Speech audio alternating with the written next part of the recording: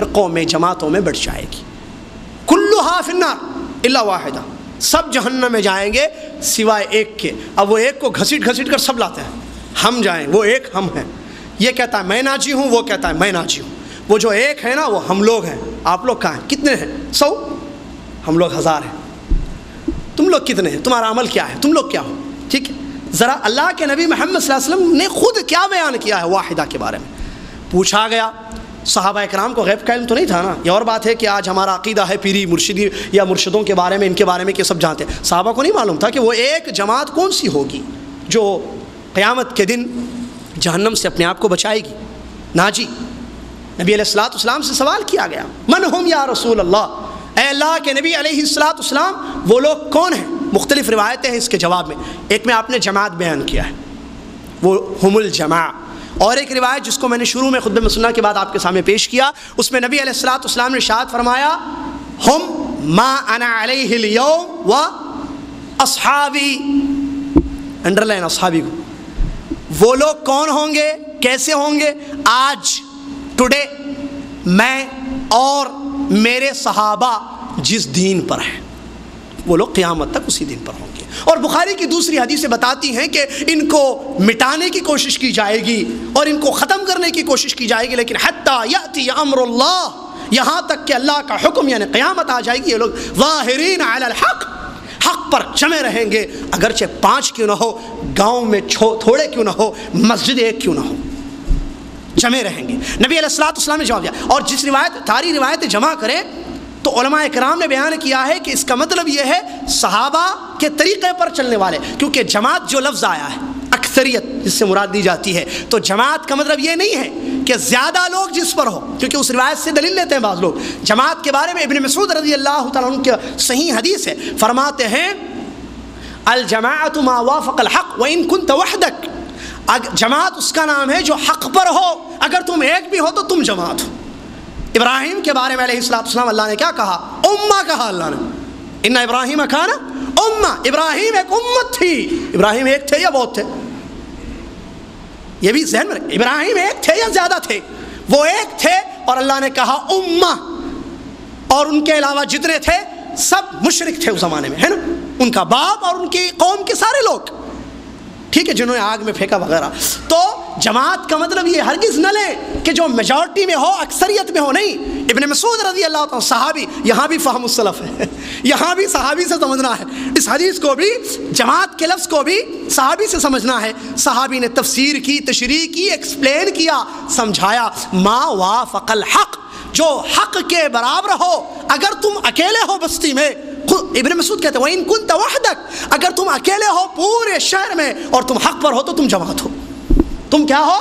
جماعت ہو. وہ سارے ہیں، میجورٹی میں ہیں اور شرک پر ہے، بدعات پر ہے. تو یہ مت سمجھنا کہ وہ لوگ حق پر ہیں، تم اکیلے ہو، اور لوگ کہیں تم اکیلے کیسے ہو سکتے ہو حق پر. تو حق کا معیار میجورٹی نہیں ہے، تعداد نہیں ہے، یا یہ کہیں کہ حق پر کون ہے، اس کا معیار یا اس کو سمجھنا تعداد کو دیکھ کر نہیں ہے. یہ دیکھنا ہے کہ یہ لوگ یا یہ آدمی کا طریقہ کیا ہے، اس کا عقیدہ کیا ہے، اس کا منہج کیا ہے. اگر اس کا عقیدہ کتاب و سنت کی روشنی میں صحیح ہے، اس کا منہج صحابہ کا منہج ہے، یہ قرآن و حدیث کو صحابہ کے طریقے سے سمجھتا ہے، تو وہ اکیلا حق پر ہے، اور وہ جماعت ہے، وہ امت ہے، وہ جماعت ہے اور امت ہے. اور دوسری روایت میں جو اللہ کے رسول نے ارشاد فرمایا، وہ لوگ آج میں اور میرے صحابہ جس طریقے پر ہیں قیامت تک اس طریقے پر وہ لوگ رہیں گے. اس سے معلوم ہوا صحابہ کے منہج کی اہمیت، صحابہ کے فہم کی اہمیت. کیونکہ نبی علیہ الصلوۃ والسلام نے بیان فرمایا ما انا علیہ اليوم، آج میں مدینہ میں، نبی صلی اللہ علیہ وسلم حدیث اليوم کہا آج. اب دیکھتے جائیں آج جتنی چیزیں بھی، پچھلے مہینے میلاد کا مسئلہ ہوا یا اسی مہینے تقریباً میلاد کا، تو نبی علیہ الصلوۃ والسلام کے زمانے میں رہا یہ اليوم کہا نا.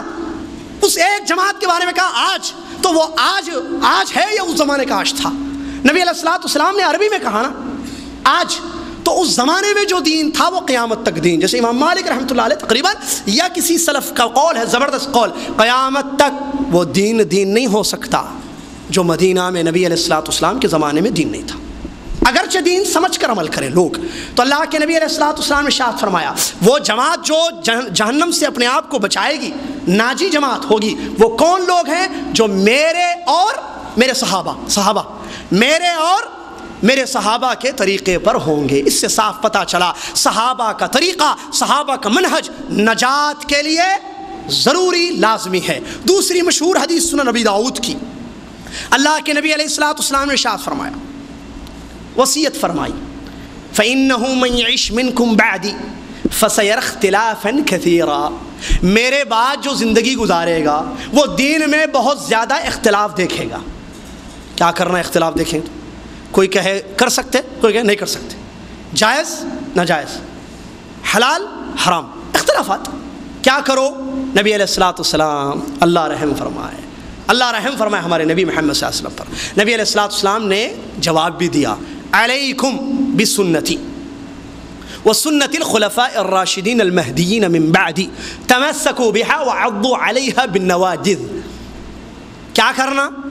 اختلاف دیکھو تو یہاں بھی دیکھیے صحابہ کے منہج کی اہمیت معلوم ہوتی ہے اس حدیث سے۔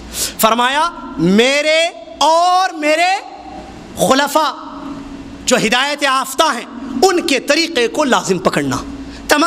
تین عربی کے الفاظ، زبردست الفاظ، علیکم ایک، جس کا مطلب ہوتا ہے پکڑ کے رکھو راستے کو، میرے اور میرے صحابہ کی، کافی تھا نا؟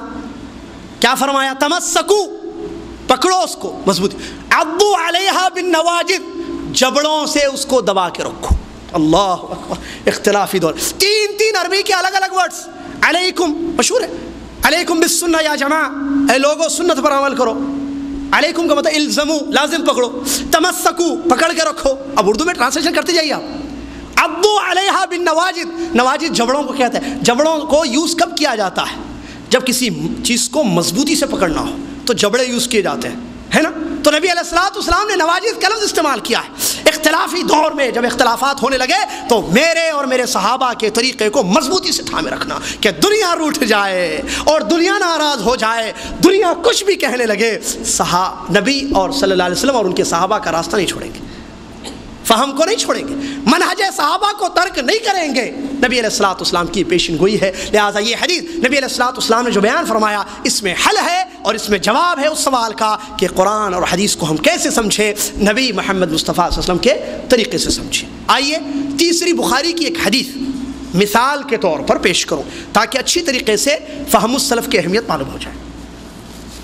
بخاری کی مشہور حدیث ہے، عبداللہ بن مسعود رضی اللہ تعالیٰ ارشاد فرماتے ہیں، ہم نبی علیہ الصلوۃ والسلام کے ساتھ تھے کہ ایک یہودی عالم آتا ہے۔ نبی علیہ الصلوۃ والسلام کے پاس ایک یہودی عالم آتا ہے، آ کر کہتا ہے، یا محمد انا نجد فی التوراۃ ان اللہ تبارک و تعالی یمسک السماوات یوم القیامہ علی اصبع والارضین علی اصبع الی آخر الحدیث۔ کہتا ہے یہودی عالم کہ اے محمد صلی اللہ علیہ وسلم، ہم تورات میں جو ان کی کتاب ہے آسمانی، یہ لکھا ہوا پاتے ہیں کہ تورات میں یہ لکھا ہے کہ قیامت کے دن اللہ تبارک و تعالیٰ ساتوں زمینوں کو اپنی ایک انگلی پر اٹھائے گا، ساتوں آسمانوں کو۔ تورات میں ہم نے یہ چیز دیکھی کہ ساتوں آسمانوں کو اللہ قیامت کے دن ایک انگلی پر اٹھائے گا اپنی، اور ساتوں زمینوں کو ایک انگلی پر اٹھائے گا، اور شجر پہاڑوں کو ایک انگلی پر اٹھائے گا، اور درختوں اور نباتات کو ایک انگلی پر اٹھائے گا، اور کہے گا انا الملک، میں بادشاہ ہوں، میں بادشاہ ہوں۔